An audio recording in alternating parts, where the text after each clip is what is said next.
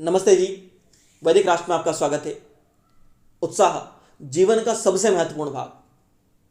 उत्साह जीवन का सबसे महत्वपूर्ण अंग होता है।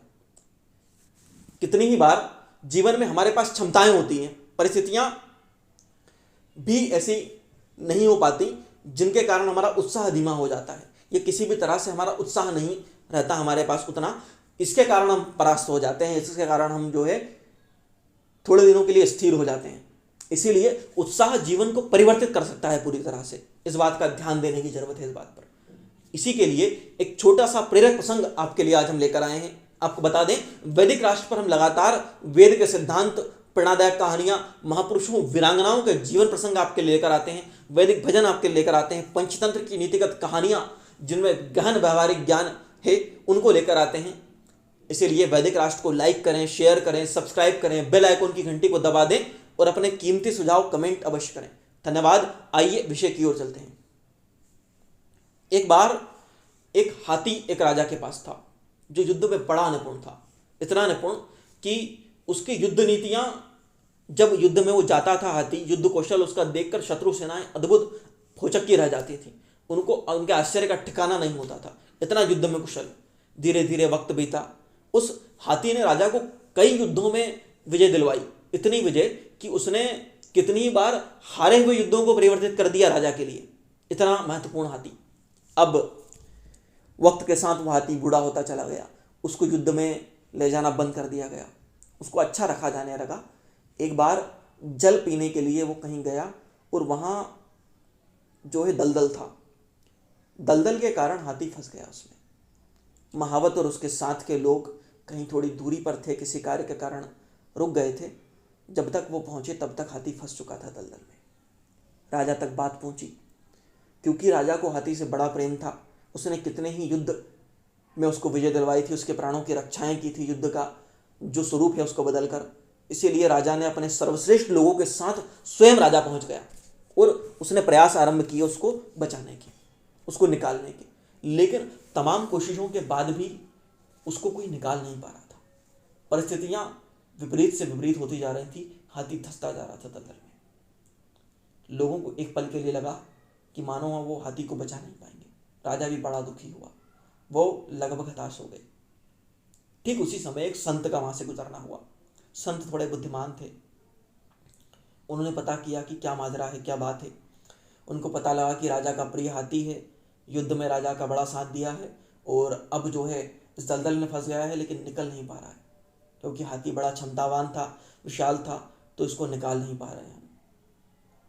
इतनी सी बात। बड़ा चौंके वो लोग। मंत्री को उन्होंने खबर दी कि एक साधु आए हैं और कह रहे हैं कि इतनी सी बात, ये तो मैं आसानी से कर सकता हूँ। मंत्री उनको सम्मान के साथ राजा के पास लेकर आए। राजा ने कहा कि हम बड़े आभारी रहेंगे आपके, अगर आप ये कर दें तो। बोले ठीक है। बोले आपको किन चीज़ों की ज़रूरत है, कौन कौन से बड़े यंत्र मंगवाए जाएं आपके लिए, हाथी मंगवाए जाएं, किस तरह से आप इसको खींचकर बाहर निकालेंगे। बोले नहीं, किसी भी चीज़ की ज़रूरत नहीं है, आप बस नगाड़े मंगवा दीजिए युद्ध के। राजा बड़ा आश्चर्य में, बाकी लोग भी आश्चर्य में, कैसी बात करते हैं। लेकिन क्योंकि उनका आज्ञा का पालन करना था, वचन दिया था, तो नगाड़े मंगवाए गए।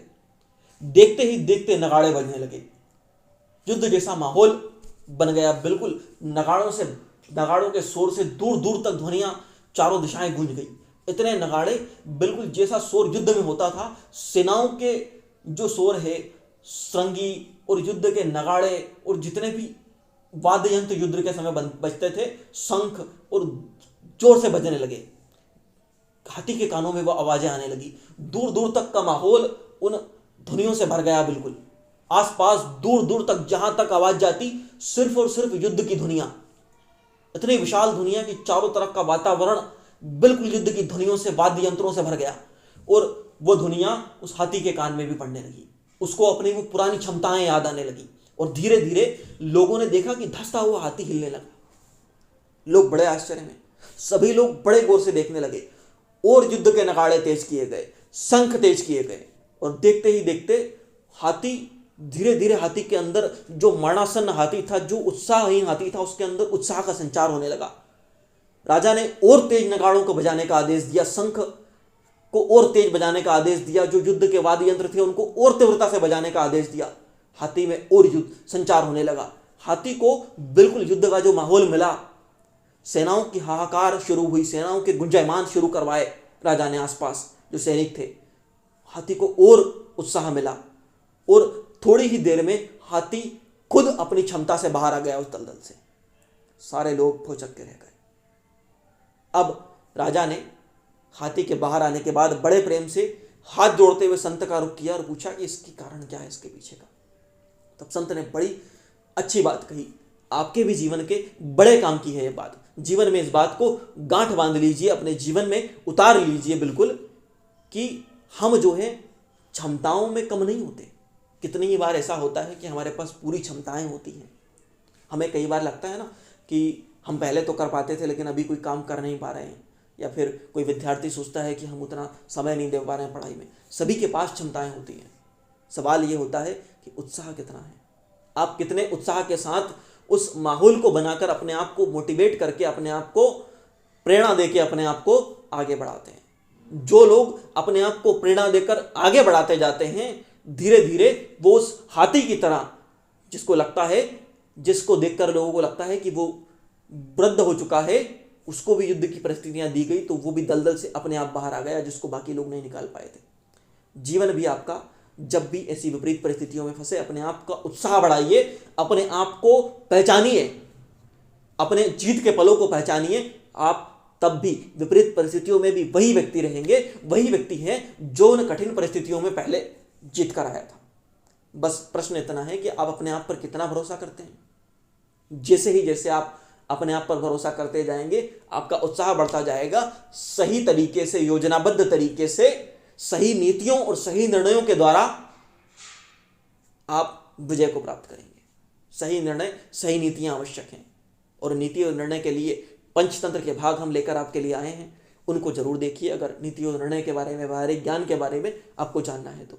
इसी के साथ वैदिक राष्ट्र को लाइक कीजिए, शेयर कीजिए, सब्सक्राइब कीजिए, बेल आइकन की घंटी को भी दबा दीजिए, क्योंकि वैदिक राष्ट्र पर हम लगातार वेद के सिद्धांत, प्रेरणादायक कहानियां, महापुरुषों, वीरांगनाओं के जीवन प्रसंग और वैदिक भजन आपके लिए लेकर आते हैं। धन्यवाद।